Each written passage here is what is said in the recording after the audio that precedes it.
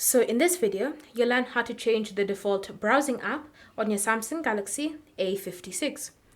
So if you want to switch your default browsing app, then this is what you need to do. Simply open the Settings app, and then from here, you want to scroll and select the option Apps. Next, tap on Choose Default Apps, and then you should see different categories available. So look for Browser app and select it. And then you should see all the browser apps that you currently have listed on your phone here. So I have Google Chrome and I have Samsung Internet.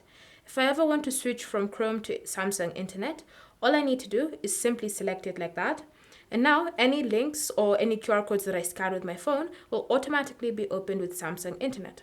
However, if I want to switch back to Google Chrome, I'll just select it like that. And now any links and QR codes that I scan will now be opened up in Google Chrome. So it's up to you to decide which browsing app you would prefer to use.